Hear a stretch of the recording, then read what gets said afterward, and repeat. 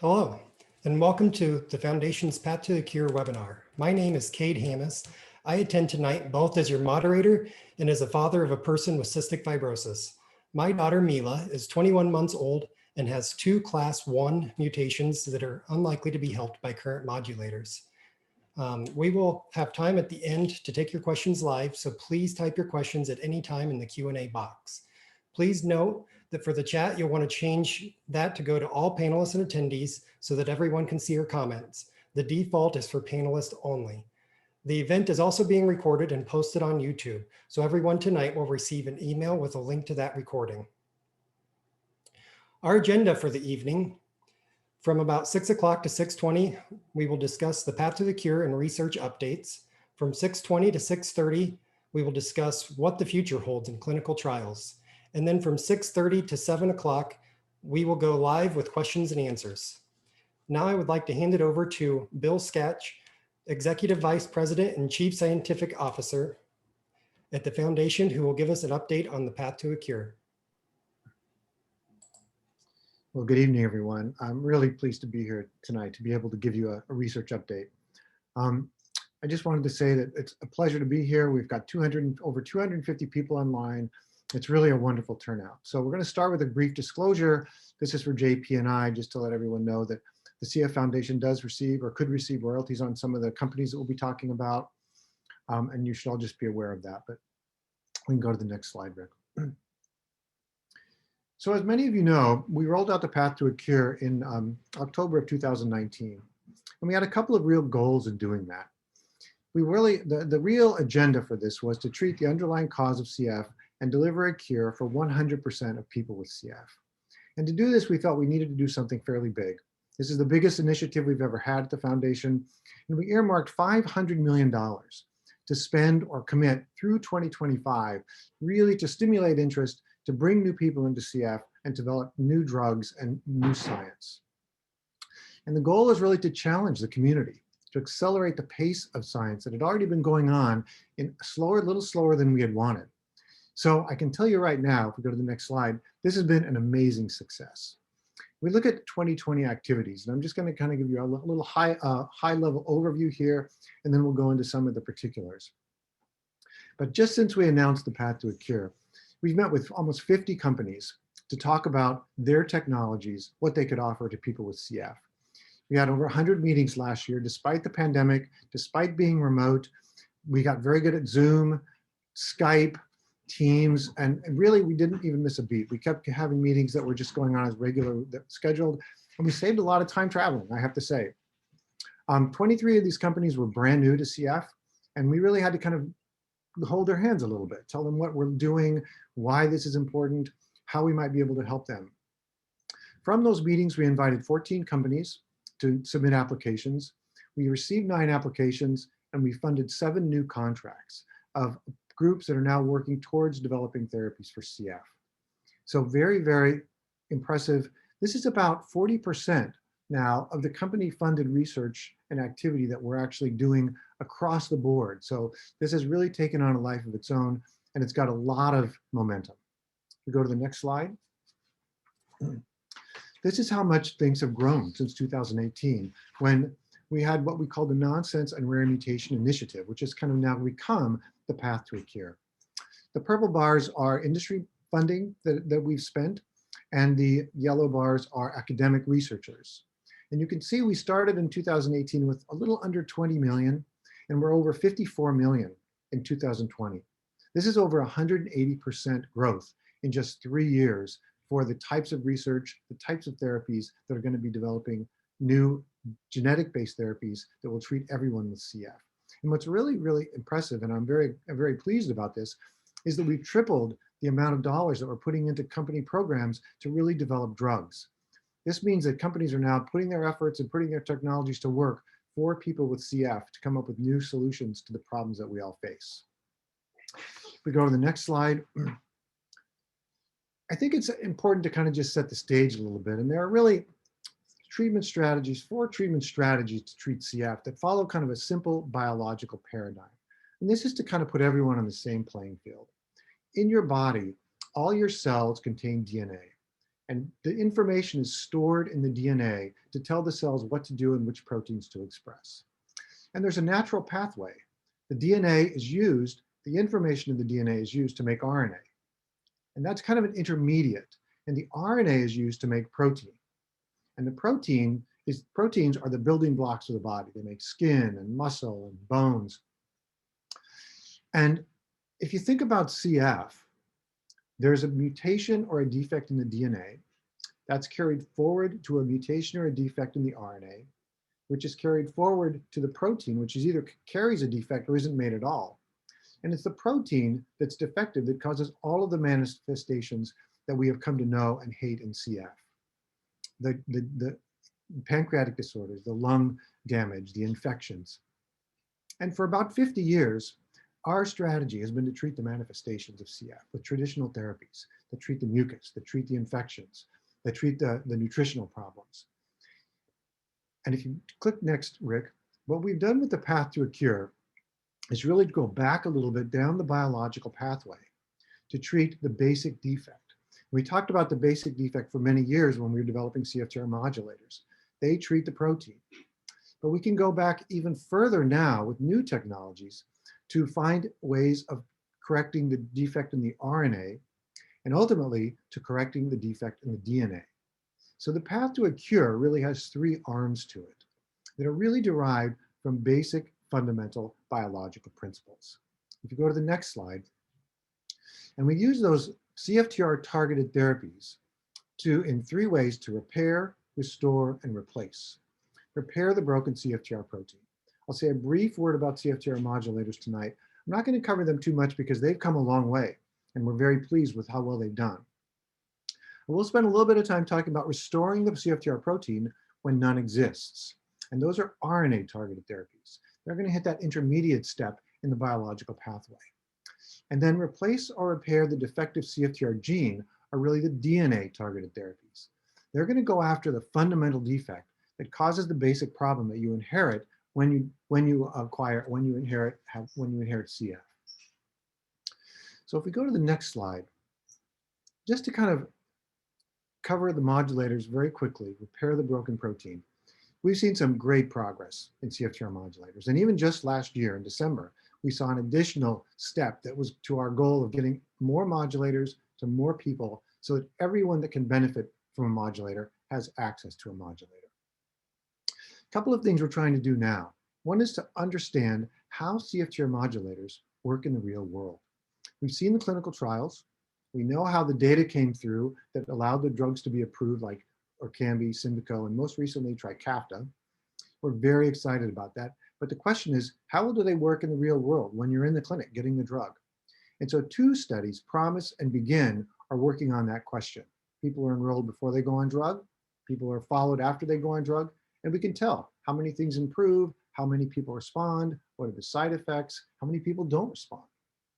Simplify is a totally different study, which is trying to look to see whether or not on effective modulators, we can back off some of these therapies. It's the first study of its kind to really reduce the treatment burden. And then trying to get more modulators into more people. Last December, the FDA ruled and approved new mutations, rare mutations that were submitted to the FDA by Vertex. And they raised the number of mutations which are approved for the modulators from 38 or 39 total mutations to over 180 mutations. This approval was based entirely on laboratory data. And many of you have heard about theratyping, and we've talked about theratyping in the past. This is where you take a drug, test it in the laboratory, ask whether or not it responds to a certain series of drugs, of modulators, take a mutation, test it in the laboratory on modulators, and then predict whether or not people will respond. And the FDA has really done amazing jobs here because raising the number of mutations has allowed over 600 more people with CF to now have access to modulators through the approval. We're also developing new modulators, both with Vertex and other companies, to provide a greater choice. Some people can't tolerate them. Some people don't respond as well as we'd like. So there'll be choice as we go forward. And we're also looking at developing better modulators with more CFTR activity that could improve the FEV1 even more and drop the sweat chlorides all the way back down to normal. If we go to the next slide, the second step on the path to a cure is really that restoring the protein function when no protein is made. And there's a couple of categories here. There's a couple of ways we're trying to do this that are based, again, on the biology. One deals with nonsense mutations. There's about 177 mutations that cause premature stop codons or set up a biological stop sign on the messenger RNA, this mRNA. And when the machinery that makes protein reaches that stop sign, basically translation stops and CFTR is never synthesized. So you don't have any CFTR protein. The goal of these programs are really to bypass the stop sign, fool the cell into reading through that stop and going all the way to the end to make a functional protein that will transport chloride in the lungs and other tissues. Another class of mutations are called splice mutations. And these are kind of complicated. Splice mutations are involved in a part of the process of making the mRNA, the messenger RNA. When RNA is made initially, it's in a precursor form. It's not the final product. And it needs to be cut into pieces and then stitched back together. I think it's a bit like making a quilt. My wife is a great quilter. And I've watched her do this. You cut all these little pieces of fabric and then you sew them all together and you have this beautiful mosaic of a quilt. And splicing RNA is very much like that. And if something goes wrong in cutting the piece or in sewing it back together, then you don't have a normal RNA. And so we're trying to devise technologies and strategies to actually correct the mistake in cutting or the mistake in stitching the pieces back together again. And then there's a whole series of mutations. These are large deletions where the gene isn't even present, or frame shifts where you don't really make the protein because there's a small insertion of a few letters of the code, or there's a deletion of a few letters of the code. And in these cases, it's very, very difficult to correct with any kind of drugs that could target them specifically. First, there's a lot of mutations. And second, there's very few people with any given mutation in these classes. So we need to develop new strategies that will be more universally available to people with CF. And if you advance, Rick, that's where messenger RNA or mRNA comes in. mRNA replacement is a way of providing to the cell a normal copy of the mRNA that should have been synthesized if there was a normal gene being present. And that normal mRNA will make normal CFTR. So we think this is a strategy, and in the reasonable short term, a strategy to allow people that have mutations that won't respond to modulators to make enough CFTR protein so they can get the benefit of having that protein transport chloride, clear their lungs, and decrease their infection status. The important thing about mRNA is that it will work regardless of the mutation, whether you have a nonsense mutation, whether you have a splice mutation, or whether you have one of these other mutations. So we don't need to make a therapy for every individual. We can make a therapy that will cover everyone. That's very exciting. If we go forward one. So let me give you a little bit of an update on, Rick, do you want to advance? Let me give you a little bit of an update on the progress. We'll start with mRNA. A few years ago, we had one program in mRNA. Now we have several, and we're talking to 8 different groups that are working on developing therapies using mRNA technologies. These groups are using novel ways to deliver the RNA. They're using more efficient ways of producing the mRNA. And 2 of these projects I want to just highlight, that one is already in the clinic. So Translate Bio started their phase 1 clinical trial actually in 2019. We had hoped they would finish last year, but because trials slowed down during COVID, they ended up extending their trial and it got delayed.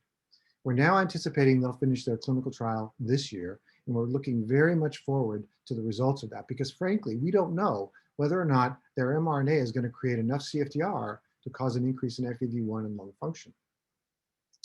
So if it's positive, that'll be terrific. They'll probably move forward into a phase 2 trial and try to get that approved for people with CF. But if it's negative, we've already got a backup plan in our pocket, and that's Arcturus. They're in the preclinical stages of developing their own mRNA program. And they've got their own chemistry. They've got their own ways of packaging the RNA. And we're very excited about Arcturus, and we increased their funding by $14 million in 2019 to make sure that they go as fast as possible. We expect that they will finish their preclinical studies this year, and hopefully be in the clinic with a phase 1 trial of their own in 2022. Just a brief word on nonsense therapies. We've been working on nonsense therapies for over 20, probably close to 20 years, at least 15 years. These are tricky, and some of you may remember the Adalorin trial with PTC Therapeutics. We used to have one, now we have 6 groups that we're actually funding in this area. One of these groups, Eloxx Pharmaceuticals, is also in clinical trials, and they're using their molecule to test whether or not they can get read-through of that biological stop sign in people with G542X. They've already enrolled almost all their patients. We're really waiting, we think they'll finish enrollment very soon, follow those patients along, and we think within the next several months, we should be getting an early readout on that trial. Again, our fingers are crossed. We hope it will work. If it works, that would be terrific, but if it doesn't, we may be able to use some of the knowledge that they've gained from that trial with additional programs which are going on. And Ligand and Icogen are screening programs that we've talked about in the past. This is where we take millions of compounds, drop them onto cells in the laboratory, and look to see which compounds allow the cell to read through that biological stop sign. From those screens, 3 million compounds, we now have multiple types of chemicals. We call them leads or lead series. And chemists are now working on those series as we speak to develop better and more potent drugs, and with a series of testing and then going back to the chemistry, making better molecules, and then testing again. Those are still pretty early. We're gonna have a ways to go, but look very, very exciting, looking forward to seeing that result. And then RECODE is another program that's looking specifically at nonsense. They have kind of a dual program. They're looking at a compound called tRNA or transfer RNA. Transfer RNA is made by all of your cells. It's a critical component of the protein synthesis machinery. And there are specific types of transfer RNAs or tRNAs that can read through the biological stop sign. So RECODE has said maybe we could take these tRNAs and try to use them as a drug. And that's their strategy to move forward with a drug that could be specifically beneficial towards nonsense codons or stop codons. And finally, in this category, short nucleotide therapies. These are small fragments of DNA-like or RNA-like molecules that can be given to cells that bind to RNA and change the properties of the RNA. They can stabilize it.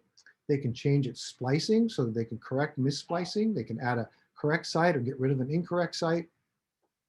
And one company, SpliceSense, is looking at a specific mutation, the 3849 plus 10 kb C to G. Now that's a mouthful. But this is a very specific program targeted at a very specific mutation. And for the types of mutations that are causing splice defects, we will have to tailor those to each individual mutation. Ionis is using these short nucleotides to try to stabilize the messenger RNA so that more CFTR can be made. And this allows us the potential to target ultra-rare mutations. There's programs that are now looking at mutations that only 3 to 5 people in the world have, where they can quickly test, develop the short nucleotide, administer it, and then continue the therapy for life. And I noticed someone says, my dog is trying to tell us to cure CF. She gets very excited about this kind of work. So lastly, gene transfer and gene therapy. We had about 1 or 2 programs in gene therapy a few years ago. We now have 16 groups that we're talking to. And the goal here is to deliver a normal copy of CFTR to the cells that need to express CFTR, CFTR DNA, to express the CFTR protein. Viral packaging or viral vectors are probably one of the easiest, simplest ways to do this. And JP is going to talk a little more about this. But this is a way of hijacking viruses. Viruses have evolved to infect our airways, the common cold, lung infections. And the trick here is to take the evolutionary advantage of these viruses to bind specific cells, inject their DNA into cells, and remove the normal viral DNA and replace it with the DNA that we want to put into the cells. And in many cases, that's actually the CFTR DNA itself, the CFTR gene. There are many different kinds of viruses that are going forward. Adeno-associated viruses are the most advanced. They're in many, many clinical trials, hundreds of clinical trials around the world. There are several approved drugs that now use what we call AAV for adeno-associated viruses. They're a little tricky for CF because you need to redose them, and it's possible to make immune responses. So it's not entirely clear what their role will be, but we have two programs, 4D Molecular and Spirevant, moving forward with highly advanced adeno-associated viruses, these AAVs, which have been specifically designed to target lung cells, much better than some of the older versions. The goal here is to develop better tissue targeting, hit the right cell, the right place of the lung, and ultimately treat the lungs and the whole body. We'll probably start with the lungs because we can inhale these therapies, but our goal is really to treat the whole body. Now, as viruses have evolved to infect human cells, humans have evolved ways of keeping those viruses at bay. And so the non-viral approaches are using synthetic, chemically induced, laboratory produced vectors that can wrap around the DNA, protect it from degradation, target it to the right cells, and then inject it into the cell. These are a little further behind than the viral vectors. And so we're working with a number of companies to develop these non-viral packaging technologies to find improved targeting to the lungs, better cell penetration, and more CFTR expressed. And this is really fundamental because gene transfer is really gene therapy. The two are very interchangeable. Putting DNA that we want to get into the cells through these vectors. If we go to the next slide, Rick. I want to talk next a little bit about gene editing. We now have 8 groups that we're talking to on gene editing, and this is a field that is really exploding. Instead of putting the gene back into cells, the goal here is to correct that defect or that mutation that was pre-existing in a person's cells that cause CF. So you basically erase the problem. We talked about CRISPR a few years ago. This was really the first kind of, I would say, advance that just broke the field open. After CRISPR, there was something called base editing, and after base editing, there was something called prime editing. All of these are highly powerful approaches that can find the right spot on the DNA and make a small change to correct a defect like Delta F508 or a nonsense mutation or a splice variant. But the traditional ways of doing gene editing really go after only a few or a small region, a few mutations at a time. And so we would still need to make many, many therapies to try to treat everyone. What's happened in the last couple of years is a new variation called targeted gene insertion. And this is where you can go into the cell, identify a very specific spot on the CFTR gene, and insert a very large piece of DNA. And what this allows us to do is to correct all the mutations, regardless of where they are, scattered all around the CFTR gene, to correct all the mutations with one therapy. This would be a one-size-fits-all therapy for everyone. And we're very excited about it. There's some great new advances which have come on the scene. They're moving forward very quickly. We just had a workshop last Monday where we brought about 10 scientists together to talk about this very topic. And it was really exciting to get them in the room. Some of these people had never really worked on CF, hadn't really thought of CF, and now we're working with them to try to convince them, take your technology and apply it to the CFTR gene, and let's see if we can't solve this problem. The ultimate goal here is really permanent correction. We want to start in the lungs because the lungs are accessible, but eventually we want vectors with these packaging units, whether they're viral or non-viral, that can treat all affected tissues. But some organs don't need repair. We don't really need to repair CFTR in tissues that don't express the CFTR gene, like the heart or the muscle. So if you think about this therapy, it's kind of interesting because you may have some of your cells with a normal CFTR gene and some of your cells with the old mutation that's just not causing any problems. The goal here is really to correct the right cells, to make sure that all the tissues like the pancreas, the liver, the gut, the lung that need CFTR can express it. And finally, I just want to say a word about permanent correction and a genetic cure. Restoring CFTR gene function to a young person really has broad implications because it means that that person will probably never experience the disease of CF as they go through life. But restoring CFTR function and repairing the gene or replacing the gene in an older person with lung damage or pancreatic insufficiency probably will not make all of those problems go away because there's been deep chronic damage and scarring. So we just need to keep that in mind as we go through this, that gene therapy and gene editing will mean different things to different people. Go to the next slide. And I just want to talk a little bit about the lab. We've all heard about the CFFT lab up in Lexington, Massachusetts.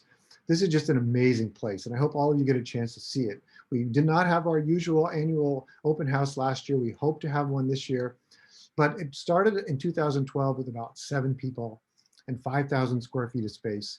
It's now 20,000 square feet of space, almost 40 people.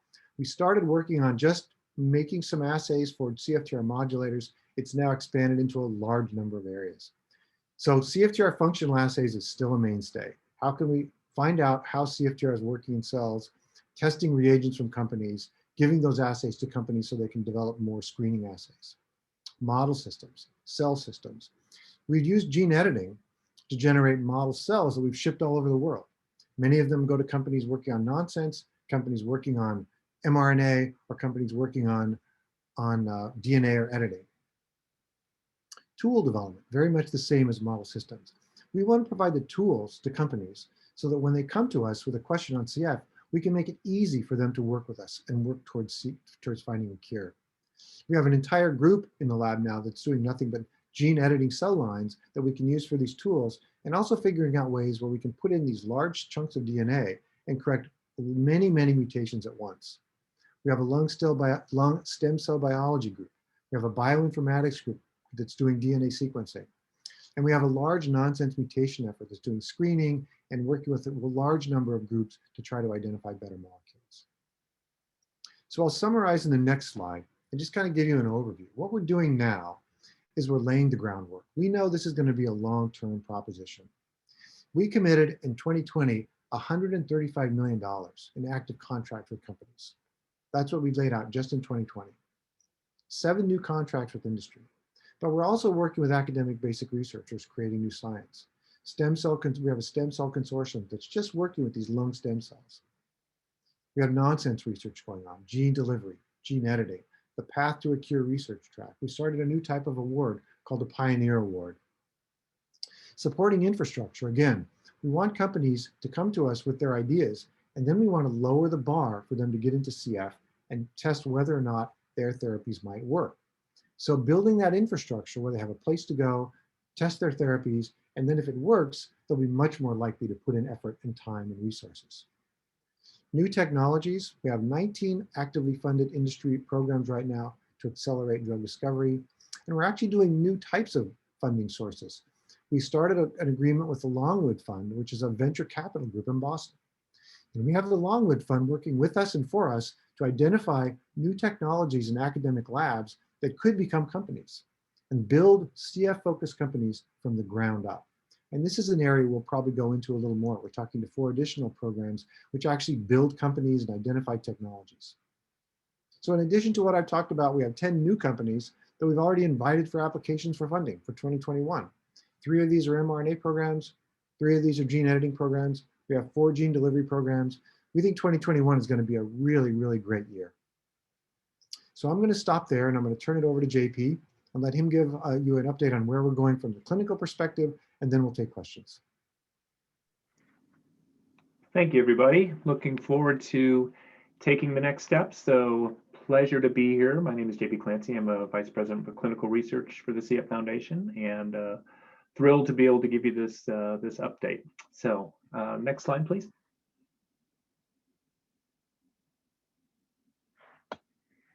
So let me just get my slide big. Right now, for some reason, it's very, there we go. It was really tiny. And I was like, there's no way I'm going to be able to read that. So before I tell you about where we think we're going with clinical research in genetic therapies, I want to give you a quick tour of the past, because this is not new territory in CF. We've been actually trying to do gene therapy pretty soon, since basically the time that the gene was discovered way back in 1989. And there's been a lot of work, there's been a lot of lessons learned, and the short answer is they have not been successful. When we look at them in the past, there's been about 18 clinical trials. They all were focused on DNA, in other words, providing the gene in a DNA format. And they had different types of carriers that were used. And I'm just going to give the 3 most commonly used one. One was a combination of DNA sort of complexed with lipids, and that doesn't include any virus or anything like that. something called adenovirus, which is known to cause, among other things, it can cause the cold. And they would take and sort of modify that virus to help try and carry the gene. And the third is a type of virus called adeno-associated virus, which is still very popular today, and we have learned a lot more about it. But it's basically a virus that usually doesn't cause much in the way of illness, and so it's certainly is something that people look carefully at because of those qualities. The common themes. Most of these studies were done at one center. They were very small. Industry honestly was not very involved. And a lot of the dosing was in the nose and the sinus, a little bit in the lungs, but really trying to determine if there was any evidence that we're getting the genes into the cells of interest. Next slide. And what were our results? And we basically designed these studies around three sort of common themes. Wanted to confirm that they were safe and well tolerated. We did, in some of these studies, try to show that they were benefiting important things like lung function, or at least showing us improvements in what we call biomarkers, or ways of measuring that CFTR is working. And there's some tests that we can do, for example, in the nose that help us know if CFTR is working.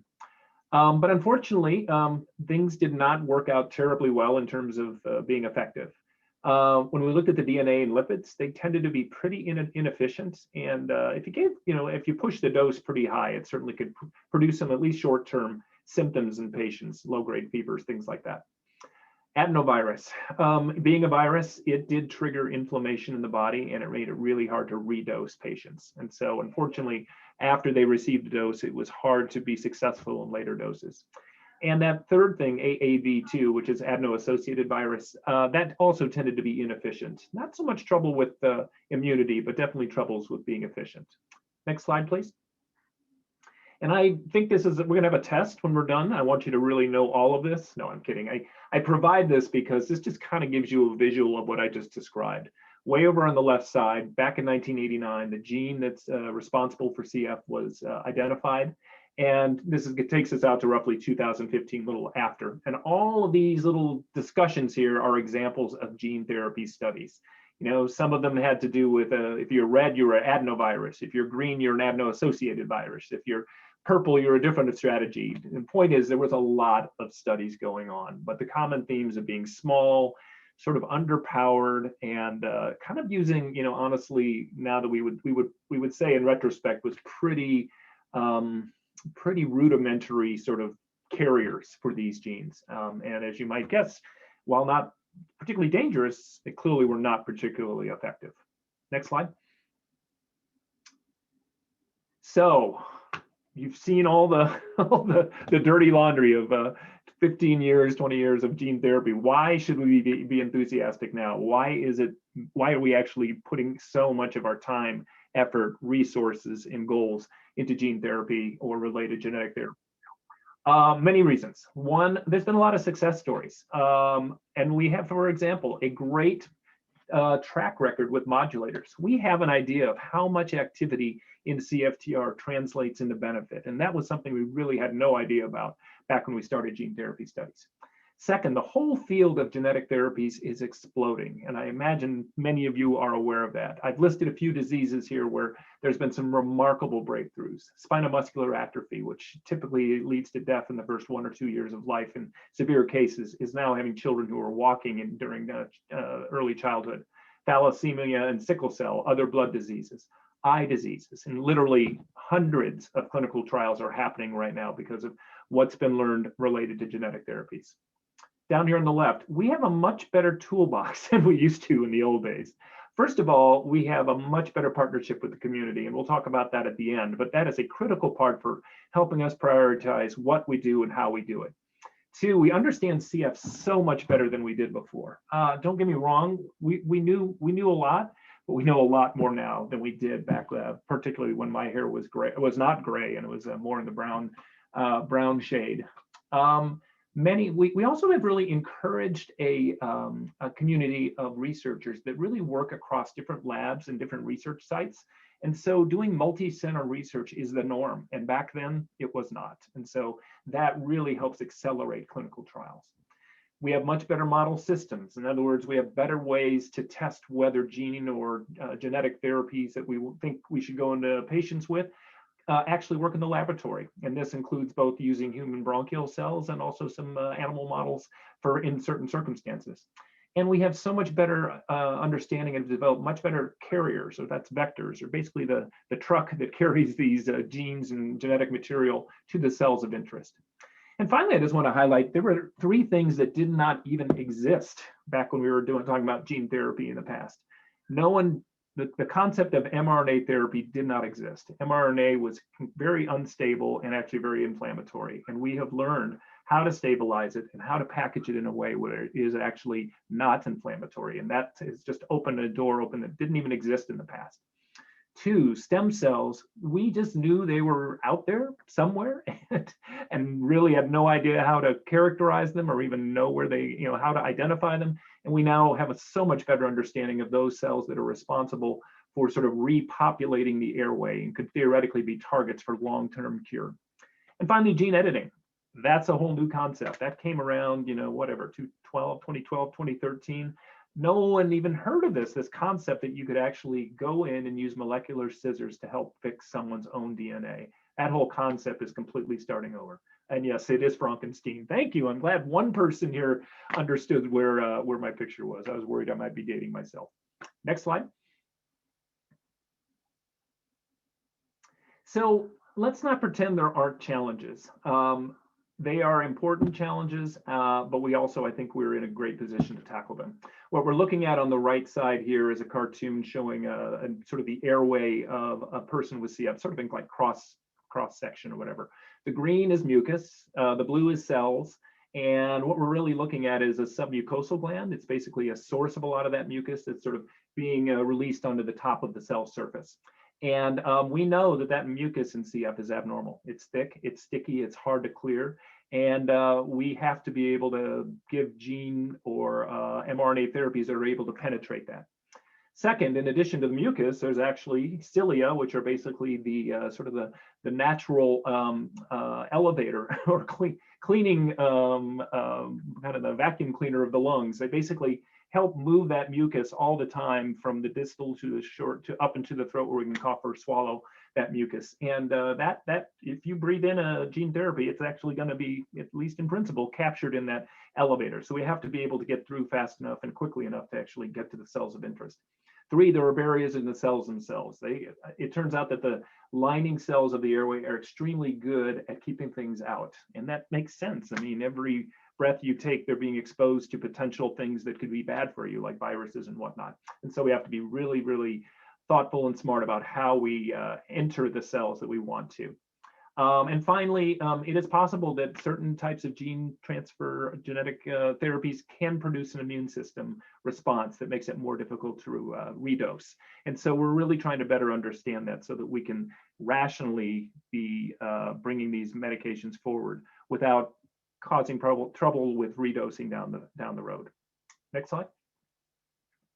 So this is just a cartoon that shows that all airway cells are not created equal. It turns out there are many different types of airway cells.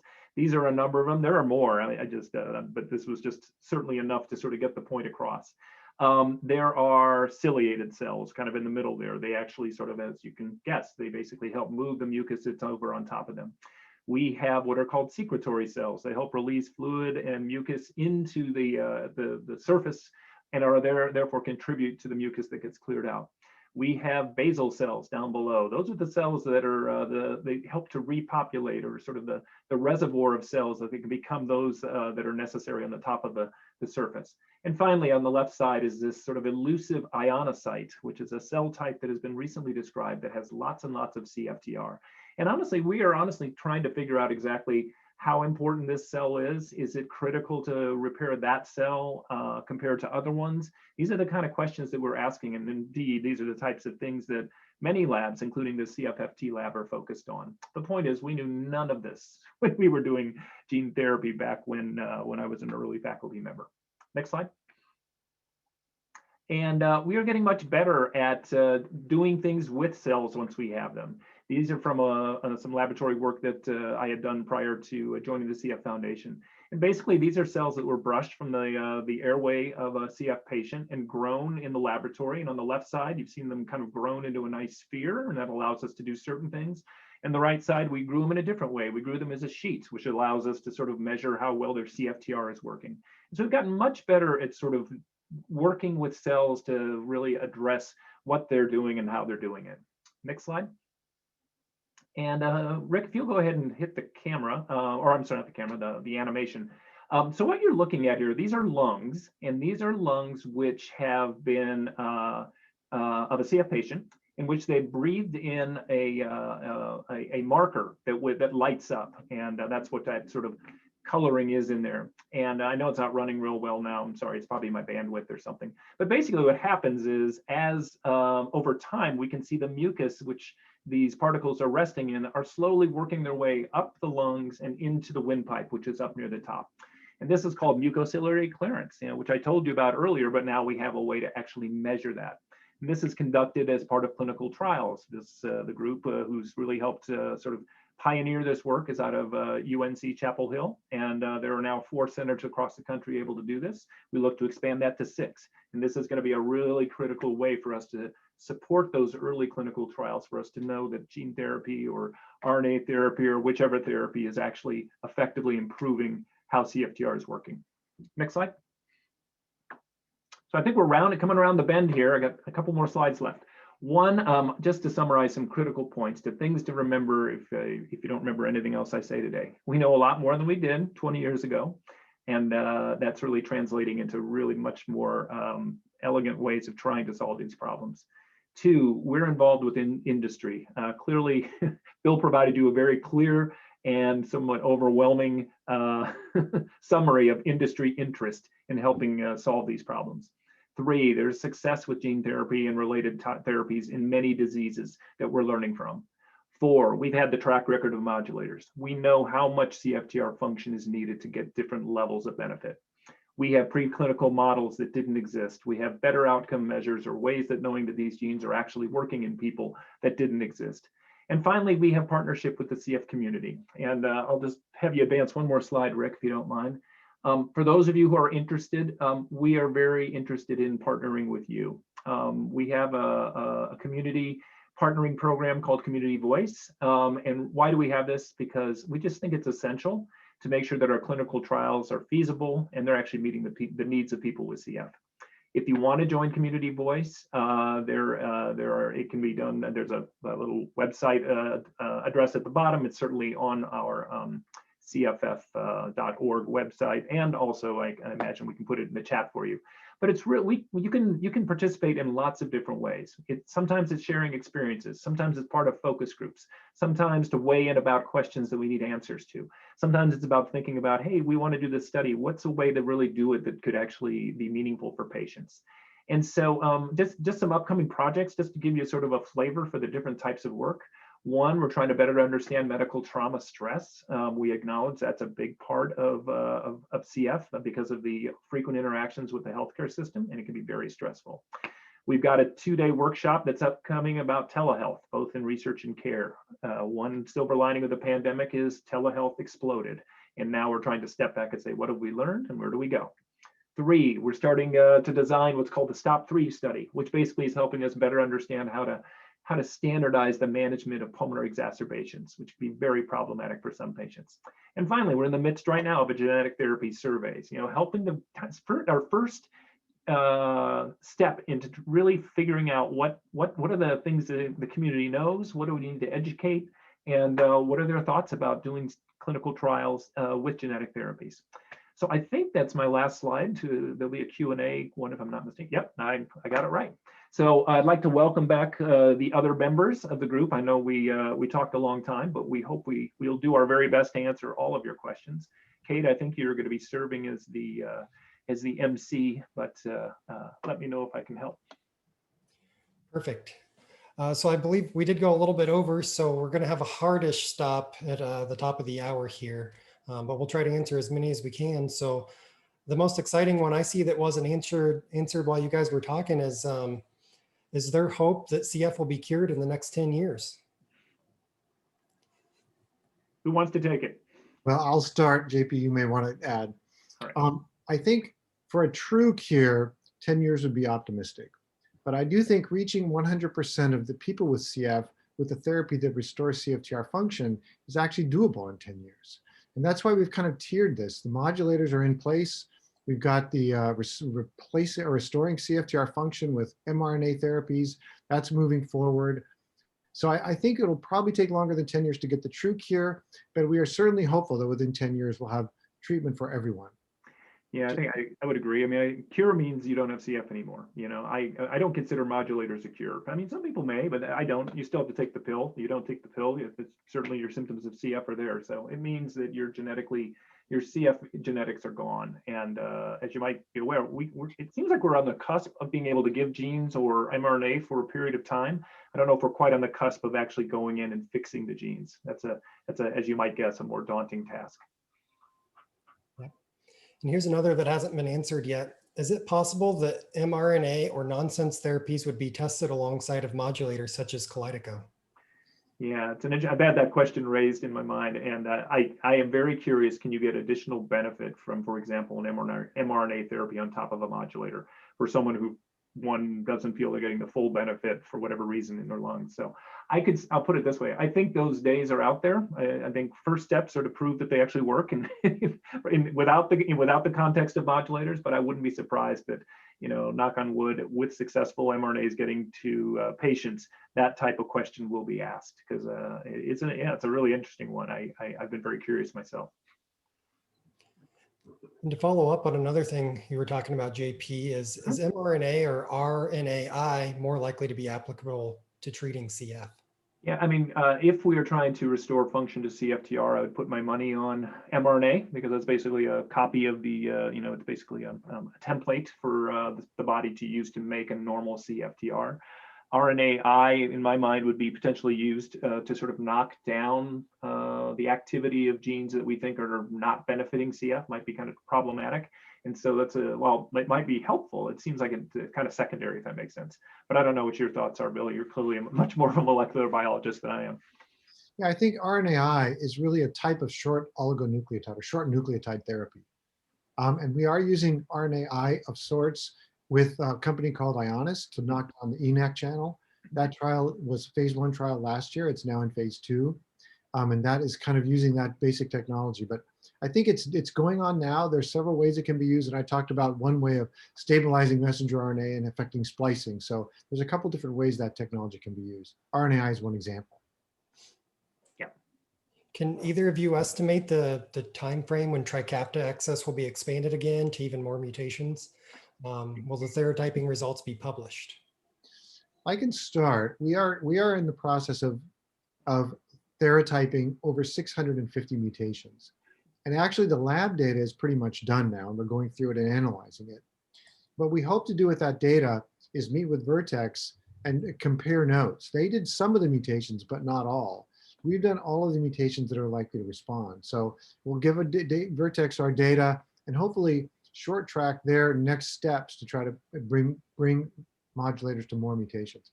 They've indicated they want to do this. They're indicated they want to work with us on this. So I think there's a good likelihood that'll happen. Yeah, and I think just to reiterate what Bill said, is that unfortunately, I mean, at the end of the day, it is ultimately Vertex's responsibility to bring that to the FDA. It's as obviously they're marketing the drug. So, but we're doing everything we can to help, make it as simple as possible. Those that seem to be the, most likely to respond, that they may not have tested with, they'd certainly be made aware of as quickly as possible. Mm-hmm. Does knowledge from the COVID mRNA vaccine help with CF research? Well, I will say one thing. It has certainly made everyone aware of mRNA. When we started talking about mRNA about 4 or 5 years ago, it was a, what is this and what are we talking about?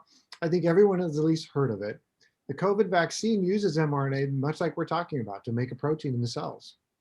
It's a little easier to use it as a vaccine when you have an immune response against that protein than it is to actually put it in cells where you want it to last for a long time and make a CFTR protein. But I think we're learning a lot, and I think the FDA has now had a lot more experience with mRNA type therapies, so that it will speed things up as going forward, I think. Yeah. JP, you want to add? I was just going to say conceptually, I think people, and I'm really glad because I think people are starting to understand, how these mRNA vaccines work. They code for a little piece of the virus, your body reacts against it, and that's immune. You're immune to the real virus. That's kind of that helps because it says, all right, now we're giving an mRNA of a normal protein, the CFTR, but your body is able to use that mRNA to go do its job. So I think it helps. Honestly, it's kind of helped with the education, even if it's not exactly the same way of using it. It's been helpful in that way. JP, I have another for you. Will we be studying RNA aerosolized therapies and double deltas? Probably not. Well, that's a good question. I'll put it this way. I could certainly see how some of the early phase studies to sort of look at safety and tolerability may consider including patients who have double delta, for example. I think the complexity they might run into is obviously if people are on modulators, as you might guess, because then you sort of got a little bit of a moving target of knowing if you're improving CFTR function. I could see certainly how in some of the sort of development studies, those patients who have 2 copies of F508, but for whatever reason are not taking modulators may also be candidates for this, for mRNA therapies. But I'm guessing, and again, I can't speak for the companies, my guess is they will get a more clear answer about benefit if they don't study a lot of people already on modulators to get the drug to market, if that makes sense. I think the aftermarket question is a completely different one. Is there add-on benefit, and that's certainly possible. But my suspicion is that they probably shy away from having people on modulators at the same time, just because it makes things a lot more complicated and maybe harder to interpret. Mm-hmm. Question for either of you. What will the criteria be for those receiving these new genetic treatments? So a great question. I don't know if I can tell you 100%, but I can tell you sort of what our thinking is right now, and it's probably going to, as like all things on being developed, we'll work our way down. I suppose in age. In other words, probably we'll begin with patients who are not candidates for modulator therapies for whatever reason, be it genetic or otherwise. 2, I think those early studies will probably include adults because some of these studies, might carry new risks that are sort of important to understand and maybe a little harder for, to ethically jump right into younger patient studies. 3, I would guess it'll be patients who have sort of some lung damage, but probably don't have end-stage lung damage, just because so we can be able to measure that benefit. And other than that, I think in a lot of ways it's going to feel in many ways like how we've developed other medicines for CF. I just think the criteria of sort of those early studies primarily focused on people who are not on modulators create some complexities. I mean, they're definitely who we want to get to, but as you might guess, there's not as many at any given study center. So we have to think a little differently about how we conduct our studies. Okay, thank you. And one for Bill. Bill, what delivery strategies are being tried for mRNA therapies? And also, what is your dog's name? So the mRNA therapies, as JP said, the real key is to keep them intact so they don't get degraded and chewed up, and to make sure that they don't cause inflammation. The therapies that are now emerging are called lipid nanoparticles, and they take a combination of fatty molecules, positively charged molecules, and encapsulate the RNA. So 4D molecular, not 4D molecular, I'm sorry, Spiravant, I'm sorry, wait a minute. Arcturus and Translate Bio are both using lipid nanoparticles. And we think that that's probably going to be moving forward. It's a new technology. I think Moderna actually packaged their vaccine in something quite similar, although I don't know the detail of what it was. But that's really the way it's going. And my dog's name is called Aki. Aki. As in O-C-H-I? A-K-I. From one of our favorite children's books, Aki and the Fox. If you've ever read it, it is a wonderful book to read to your young children. I have to go take a look. Another one for JP. Sure. How much do modulators affect new therapy clinic trial recruitment? A lot. to tell you the truth. No, I mean, the point is, the great news is CFTR modulators are benefiting a lot of people. It creates complexity because, particularly if you're trying to develop drugs that for CFTR, it's difficult to justify taking people off of modulators for long periods of time for new therapies. We know that patients who are receiving benefit, that prolonged time off often is associated with plenty of symptoms. It's not a surprise. So it does create some real challenges that we're working with. I think there is a little bit of it too. It depends on what you're trying to develop, obviously. For example, if someone has a long-term, has chronic infection with Pseudomonas, whether they're on a modulator or not probably doesn't have too much impact on being able to recruit to the study. The caveat to that, though, is the good news is that a lot of patients with who are on modulators are not coughing up sputum as much, and so it may be a little harder to be able to measure things like the level of Pseudomonas that you have in your mucus. So it's a short answer. It's a good problem to have, but it is a challenge, and it's okay. We have a large number of very smart people thinking about this a lot. In fact, we have our big yearly think tank meeting next week, literally, to be talking about these types of questions. How do we make sure that we can move studies quickly and efficiently, despite the fact there's a lot of people who are benefiting on modulators. And I know we're at the top of the hour, but we have 2 questions left I think we're going to try to answer. For either of you, what measurable benefit will you need to see from Eloxx treatment to continue studies? I would say they're looking for FEV1, but the first study is kind of a safety study. So we hope that they'll be able to get a measure of FEV1 benefit, but if the drug is safe and well tolerated, it may go on to a second study, even if there isn't a measurable benefit with a very small number of individuals they have. Yeah. JP, you want to comment on that at all? I think that's... Yeah, I was just gonna say it's tiny. You got to realize this is a very limited study to just people who have the D542X, 1 or 2 copies, and so there are not a lot of people involved, and so it's probably unrealistic to expect a big change in things like lung function. I'd be thrilled if we saw some change in sweat chloride. That would make me feel pretty confident that, yeah, actually we're hitting the target and we're starting to have measurable effect. One of the things we don't know is how long does somebody really need to be on the medicine to start showing that benefit. And so there are complexities that come with this type of strategy. But yeah, if I saw a little small bump in sweat, I'd be thrilled, to tell you the truth. Okay, and as a closing question, probably for both of you, which of the current drugs in development are you most optimistic about and why? Ooh. I'm optimistic for different reasons. In development, I'm optimistic about mRNA. I think it is a problem that we will be able to solve. And I'm optimistic about it because it will reach 100%. One of our goals is to make sure that everyone has the ability to restore the basic defect and get the kind of benefit that people have gotten from modulators. And so mRNA allows us to do that. Now, it may take 1 or 2, as I said, programs, and the first one might not get through. The second one hopefully will be better. There may be a third or even a fourth going, each one becoming a little bit better. But that's why I think it's already in the clinic. This is something that is on the horizon that we can start to see the light at the end of the tunnel with. Yeah. JP? Well, first of all, you stole mine, but then I actually thought a little bit longer. Actually, what I've seen lately, and I am, don't get me wrong, the short term, I'm very excited about mRNA because it can go to anybody. Anybody can theoretically benefit from mRNA. Okay, nonsense, frame shift, missense, take your pick. They can all benefit. So I'm very excited about that.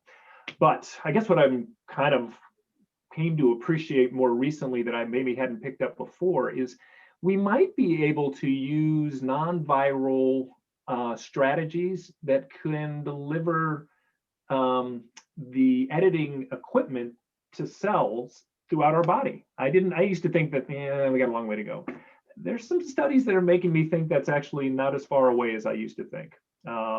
Using lipid nanoparticles to sort of have, one piece carries the CRISPR and another piece carries the piece to fix, whatever. I mean, I won't go into the details of it, but when some of the work that I've seen coming out over the last year has really changed my look at that. And so it makes me think that, and when we're talking about that, we actually are talking about strategies that culminate in a cure. So that's where I'm a little pie in the sky, but I think I have reason to be excited. And I don't know, Bill, you kind of turned me on to this stuff. So yeah, it's your fault. Thank you very much, guys. Those are excellent answers. Reminder to everybody, tonight's webinar has been recorded and will be posted to YouTube. Thank you for coming and have a great night. Cade, thank Thanks, you. everyone. Yeah. And good night to you. Let me see, I saw the name somewhere. What's your daughter's name? My daughter's name is Mila. Mila, that's what you said. Mila, good night, Mila. Good night, Mila.